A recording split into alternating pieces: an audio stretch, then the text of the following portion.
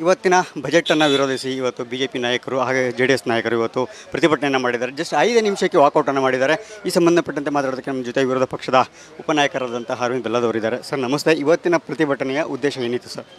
ಇದು ಯಾವುದೋ ಒಂದು ಬಜೆಟ್ ಅಂತಂದ್ರೆ ಅದಕ್ಕೆ ಅದರದ್ದು ಆದ ಪಾವಿತ್ರತೆ ಇದೆ. ಆದರೆ ಈ ಎಲ್ಲ ಪಾವಿತ್ರತೆಯನ್ನು ಗಾಳಿಗೆ ತೋರಿ ಸಿದ್ದರಾಮಯ್ಯನವರು ಅಷ್ಟು ಅನುಭವ ಇದ್ದಂಥ ಮುಖ್ಯಮಂತ್ರಿಗಳು, ಅನುಭವ ಇದ್ದಂಥ ರಾಜಕಾರಣಿಗಳು ಇದೊಂದು ರಾಜಕೀಯ ಭಾಷಣ ಟೈಪ್ ಮಾಡಿದ್ದಾರೆ. ಹಾಗಾಗಿ ಇದು ಬಜೆಟಿನ ಗಂಭೀರತೆ ಪಾವಿತ್ರತೆಗೆ ದೊಡ್ಡ ಭಂಗವನ್ನು ತಂದಿದ್ದಾರೆ. ಬಜೆಟಿನ ಯಾವುದೇ ಭಾಷಣದಲ್ಲಿ ಕೂಡ ಯಾವುದೇ ಪಕ್ಷಗಳ ಬಗ್ಗೆ ಉದ್ಗಾರ ಇರುವುದಿಲ್ಲ. ಆದರೆ ಈ ಬಜೆಟ್ದಲ್ಲಿ ಪಕ್ಷಗಳ ಬಗ್ಗೆ ಮಾತನಾಡಿದ್ದಾರೆ. ಮಾತಿಗೆ ಕೇಂದ್ರ ಸರ್ಕಾರ ದೂರುವಂಥ ಸಿದ್ದರಾಮಯ್ಯರು ಅವರು ಬಜೆಟ್ದಲ್ಲೇ ಏನು ಫಿಗರ್ ಕೊಟ್ಟಿದ್ದರು, ಕೇಂದ್ರ ಸರ್ಕಾರದಿಂದ 37,000 ಟ್ಯಾಕ್ಸ್ ಬರಬೇಕು ಅಂತೇಳಿ ಅವ್ರ ಬಜೆಟಿನ ಪುಸ್ತಕದಲ್ಲೇ ಈಗ ಕೊಟ್ಟಿದ್ದಾರೆ. 40,000 ಚಿಲ್ಲರ ಕೋಟಿ, 40,280 ಕೋಟಿ ಟ್ಯಾಕ್ಸ್ ಕೇಂದ್ರ ಸರ್ಕಾರದಿಂದ ಬಂದೈತೆ. ಅಂದ್ರೆ ಕೇಂದ್ರ ಸರ್ಕಾರ ತಾನು ಹೇಳಿದ್ಕಿಂತ 3,020 ಕೋಟಿ ರೂಪಾಯಿ ಹೆಚ್ಚು ಬಜೆಟನ್ನು ಕೊಟ್ಟೈತಿ. ಅದೇ ರೀತಿ ಗ್ರಾಂಟ್ ಇನ್ ಏಡ್ ಕೂಡ ಏನು ಪ್ರಾಮಿಸ್ ಮಾಡಿದರು ಕೇಂದ್ರ ಸರ್ಕಾರ, ಅದರ 100% ಗ್ರಾಂಟ್ ಇನ್ ಏಡ್ ಇವತ್ತು ಕೇಂದ್ರ ಸರ್ಕಾರ ಕೊಟ್ಟೈತಿ. ಆದರೆ ಸಿದ್ದರಾಮಯ್ಯನವರು ತಮ್ಮ ಬಜೆಟಿನಲ್ಲಿ ತಮ್ಮ ದಾಖಲೆಯಲ್ಲಿ ಏನು ಹೇಳಿದರು, ಎಷ್ಟು ನಮ್ಮ ರಾಜ್ಯ ಸರ್ಕಾರ ಟ್ಯಾಕ್ಸ್ ಕಲೆಕ್ಟ್ ಮಾಡ್ತದೆ ಅಂಥೇಳಿ, ಅದಕ್ಕಿಂತ 14,000 ಕೋಟಿ ಟ್ಯಾಕ್ಸನ್ನು ಕಡಿಮೆ ಕಲೆಕ್ಷನ್ ಮಾಡಿದ್ದಾರೆ. ಅಂದರೆ ಆಡಳಿತದಲ್ಲಿ ಸಂಪೂರ್ಣವಾಗಿ ವಿಫಲ ಆಗಿದ್ದಾರೆ. ಈ ರೀತಿಯ ಆಡಳಿತ ವಿಫಲ ಆಗಿದ್ದಕ್ಕೆ ಅದಷ್ಟಲ್ಲದೆ ಈ ಸರ್ತಿ ಬಜೆಟ್ದಲ್ಲಿ ಕರ್ನಾಟಕ ಸರ್ಕಾರದ ಒಂದು ದೊಡ್ಡ ಇತಿಹಾಸವನ್ನು ಸಿದ್ದರಾಮಯ್ಯನವರು ಸಾಲ ತೆಗೆದುಕೊಳ್ಳೋದ್ರ ಮೂಲಕ ಸೃಷ್ಟಿಸಿದ್ದಾರೆ. 1,05,000 ಕೋಟಿ ಸಾಲದ ಶೂರೆಯನ್ನು ಕರ್ನಾಟಕದ ಜನರ ಮೇಲೆ ಇಟ್ಟಿದ್ದಾರೆ. ಇವತ್ತು ಒಂದು ಕುಟುಂಬ ಒಂದು ಸಾಲ ತೆಗೆದುಕೊಳ್ತೈತೆ. ಸಾಲ ತೊಗೊಂಡ್ರೆ ಅವ್ರು ಏನು ಮಾಡ್ತಾರೆ, ಒಂದು ಮನೆಗೆ ಮಾಡ್ತಾರೆ, ಅಥವಾ ಏನಾದರೂ ಮನೆಗೊಂದು ಕುಟುಂಬಕ್ಕೊಂದು ಸಂಪತ್ತನ್ನು ಮಾಡೋಕ್ಕೆ ಯಾರಾದರೂ ಸಾಲ ಸೋಲ ಮಾಡ್ತಾರೆ. ಇವತ್ತು ಕುತ್ಕೊಂಡು ಊಟ ಮಾಡೋಕ್ಕೆ ಸಾಲ ತೊಗೊಂಡ್ರೆ ಆ ಕುಟುಂಬ ಭಾಳ ಲಘುನ ದಾರಿಗೆ ಬರೋದರಲ್ಲಿ ಸಂಶಯ ಇರೋದಿಲ್ಲ. ಇವತ್ತು 1,05,000 ಕೋಟಿ ನಾವು ಸಾಲ ಮಾಡ್ತೇವೆ ಅಂದಾಗ ರಾಜ್ಯ ಸರ್ಕಾರ 1,05,000 ಕೋಟಿಯ ಸಂಪತ್ತನ್ನು ರಾಜ್ಯಕ್ಕೆ ನಿರ್ಮಾಣ ಮಾಡಬೇಕು ಸಾಲ ತೊಗೊಂಡಾದ್ರು ಅಂದ್ರೆ ಅದರ ಉತ್ಪನ್ನ ಮುಂದೆ ರಾಜ್ಯದ ಜನತೆಗೆ ಆಗ್ತೈತಿ. ಆದರೆ ಅದನ್ನು ಪೂರ್ತಿ ಬೇಡದಂಥ ಕೆಲಸಕ್ಕೆ ಉಪಯೋಗ ಮಾಡ್ತಾಯಿದ್ದಾರೆ. 1,000 ಕೋಟಿ ಹೆಚ್ಚು ಹೋದ ಸರ್ತಿಗಿಂತ ಹೆಚ್ಚಿನ ಬಂಡವಾಳ ವೆಚ್ಚ ಅಂದ್ರೆ ಸಂಪತ್ತನ್ನು ಕ್ರಿಯೇಟ್ ಮಾಡುವಂಥಕ್ಕೆ 1,000 ಕೋಟಿ ಹೆಚ್ಚು ಉಪಯೋಗಿಸ್ತಿದ್ದಾರೆ. ಆದರೆ ಸುಮಾರು 25,000 ಕೋಟಿ ಹೆಚ್ಚು ಸಾಲ ದುಂದು ವೆಚ್ಚಕ್ಕಾಗಿ ಉಪಯೋಗಿಸ್ತಾ ಇದ್ದಾರೆ ಟೋಟಲ್ ಇದರಲ್ಲಿ. ದುಂದು ವೆಚ್ಚ ಅಂದರೆ ಈಗ ಈ ರೀತಿ ಕೆಲಸಕ್ಕೆ ಬಾರದಂಥ ಬಜೆಟನ್ನು ಮಾಡಿ ರಾಜ್ಯದ ಜನತೆಗೆ ಸಾಲದ ಕೂಪಕ್ಕೆ ತಳ್ಳುವಂಥ ಕೆಲಸ ಸಿದ್ದರಾಮಯ್ಯರು ಮಾಡ್ತಿದ್ದಾರೆ. ಬರಲಿರೋ ದಿನದಲ್ಲಿ ರಾಜ್ಯ ದೊಡ್ಡ ಆರ್ಥಿಕ ಸಂಕಷ್ಟಕ್ಕೆ ಒಳಗಾಗ್ತೈತೆ. ಹಾಗೆ ಕೇಂದ್ರದಿಂದ ಬರುವಂಥ ಅನುದಾನ ಬಂದಿದ್ದೀರಾ, ನಮಗೆ ಈ ರೀತಿಯ ಸಮಸ್ಯೆ ಆಗ್ತಾ ಇರಲಿಲ್ಲ, ನಾವು ಸಾಲ ಮಾಡ್ತಾ ಇರಲಿಲ್ಲ ಅಂತ ಲಕ್ಷ್ಮೀ ಬೆಳಕರ್ ಹೇಳಿದ್ದಾರೆ. ಅವ್ರ ಬಜೆಟ್ದಾಗ ಹೇಳಿದ್ದಾರೆ, ಕೇಂದ್ರದಿಂದ 37,000 ಕೋಟಿ ಟ್ಯಾಕ್ಸ್ ಬರಬೇಕಾಯ್ತು, ಟ್ಯಾಕ್ಸಿನ ಕಾಂಟ್ರಿಬ್ಯೂಷನ್ 40,000 ಚಿಲ್ಲರ ಕೋಟಿ ಬಂದಿದೆ ಅಂತ. ಸಿದ್ದರಾಮಯ್ಯನವ್ರು ಕೊಟ್ಟ ಬಜೆಟಿನ 176ನೇ ಪೇಜಿನ ಪುಸ್ತಕ ತೆಗಿ ಅಂತ ಹೇಳ್ರಿ ಅವ್ರಿಗೆ. 176ನೇ ಪೇಜ್ ತೆಗೆದು ನೋಡು ಅಂತ ಹೇಳ್ರಿ, ಗೊತ್ತಾಕೈತಿ, ಅದರಲ್ಲೇ ಕೊಟ್ಟಾರ. ಹಾಗೆ ಈಗ ಗ್ಯಾರಂಟಿ ಯೋಜನೆಗಳಿಗೆ ಹೆಚ್ಚಿನದಾಗಿ ಹಣ ವ್ಯಯ ಆಗ್ತಾ ಇರ್ತಕ್ಕಂಥದ್ದು, ಈ ಯೋಜನೆಗಳು ಲೋಕಸಭೆ ಚುನಾವಣೆ ನಂತರ ಮುಂದುವರಿಯುತ್ತೆ ಅಂತ ಅಂದರೆ ನಿಮ್ಗೊಂದು ವಿಶ್ವಾಸ?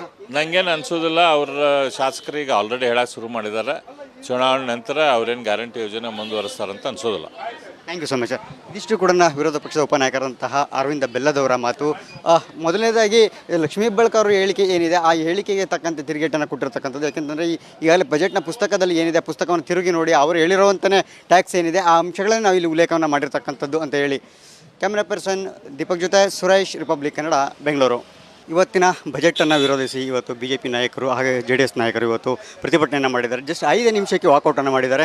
ಈ ಸಂಬಂಧಪಟ್ಟಂತೆ ಮಾತಾಡೋದಕ್ಕೆ ನಮ್ಮ ಜೊತೆ ವಿರೋಧ ಪಕ್ಷದ ಉಪನಾಯಕರಾದಂಥ ಅರವಿಂದ್ ಬೆಲ್ಲದವರಿದ್ದಾರೆ. ಸರ್ ನಮಸ್ತೆ. ಇವತ್ತಿನ ಪ್ರತಿಭಟನೆಯ ಉದ್ದೇಶ ಏನಿತ್ತು ಸರ್?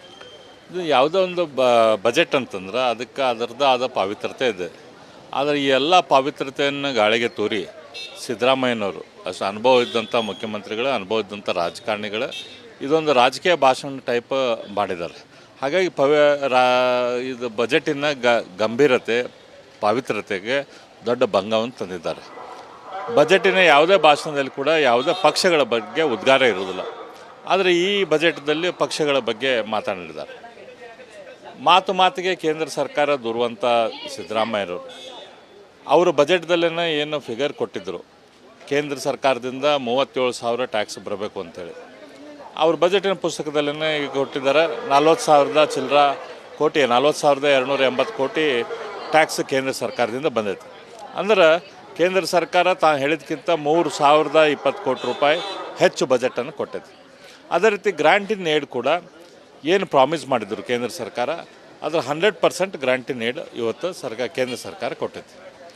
ಆದರೆ ಸಿದ್ದರಾಮಯ್ಯನವರು ತಮ್ಮ ಬಜೆಟಿನಲ್ಲಿ ತಮ್ಮ ದಾಖಲೆಯಲ್ಲಿ ಏನು ಹೇಳಿದರು, ಎಷ್ಟು ನಮ್ಮ ರಾಜ್ಯ ಸರ್ಕಾರ ಟ್ಯಾಕ್ಸ್ ಕಲೆಕ್ಟ್ ಮಾಡ್ತದೆ ಅಂಥೇಳಿ, ಅದಕ್ಕಿಂತ 14,000 ಕೋಟಿ ಟ್ಯಾಕ್ಸನ್ನು ಕಡಿಮೆ ಕಲೆಕ್ಷನ್ ಮಾಡಿದ್ದಾರೆ.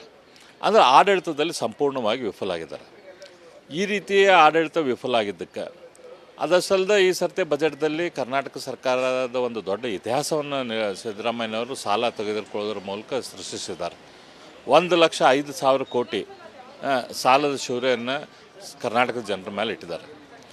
ಇವತ್ತು ಒಂದು ಕುಟುಂಬ ಒಂದು ಸಾಲ ತೆಗೆದುಕೊಳ್ತೈತೆ. ಸಾಲ ತೊಗೊಂಡ್ರೆ ಅವ್ರು ಏನು ಮಾಡ್ತಾರೆ, ಒಂದು ಮನೆಗೆ ಮಾಡ್ತಾರೆ, ಅಥವಾ ಏನಾದರೂ ಮನೆಗೊಂದು ಕುಟುಂಬಕ್ಕೊಂದು ಸಂಪತ್ತನ್ನು ಮಾಡೋಕ್ಕೆ ಯಾರಾದರೂ ಸಾಲ ಸೋಲ ಮಾಡ್ತಾರೆ.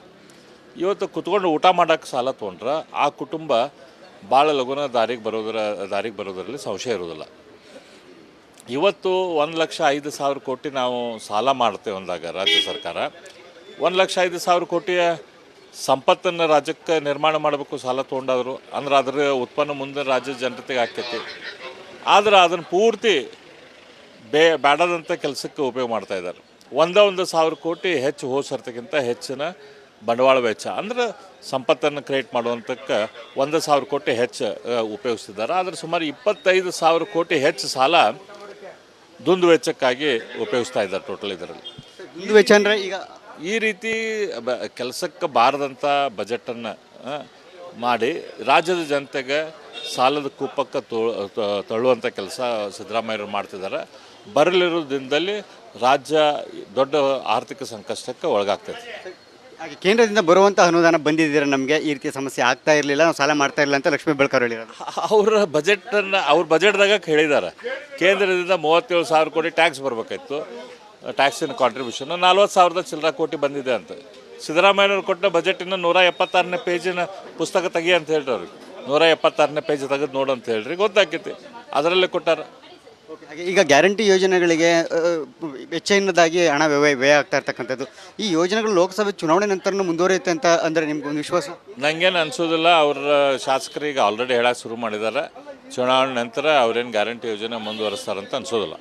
Thank you so much sir. ಇದಿಷ್ಟು ಕೂಡ ವಿರೋಧ ಪಕ್ಷದ ಉಪನಾಯಕರಂತಹ ಅರವಿಂದ ಬೆಲ್ಲದವರ ಮಾತು. ಮೊದಲನೇದಾಗಿ ಲಕ್ಷ್ಮೀ ಹೆಬ್ಬಾಳ್ಕರ್ ಅವರ ಹೇಳಿಕೆ ಏನಿದೆ, ಆ ಹೇಳಿಕೆಗೆ ತಕ್ಕಂತೆ ತಿರುಗೇಟನ್ನು ಕೊಟ್ಟಿರ್ತಕ್ಕಂಥದ್ದು. ಯಾಕೆಂತಂದರೆ ಈಗಾಗಲೇ ಬಜೆಟ್ನ ಪುಸ್ತಕದಲ್ಲಿ ಏನಿದೆ, ಪುಸ್ತಕವನ್ನು ತಿರುಗಿ ನೋಡಿ ಅವರು ಹೇಳಿರುವಂತಲೇ ಟ್ಯಾಕ್ಸ್ ಏನಿದೆ ಆ ಅಂಶಗಳನ್ನು ನಾವು ಇಲ್ಲಿ ಉಲ್ಲೇಖವನ್ನು ಮಾಡಿರ್ತಕ್ಕಂಥದ್ದು ಅಂತ ಹೇಳಿ. ಕ್ಯಾಮ್ರಾ ಪರ್ಸನ್ ದೀಪಕ್ ಜೊತೆ ಸುರೇಶ್, ರಿಪಬ್ಲಿಕ್ ಕನ್ನಡ, ಬೆಂಗಳೂರು.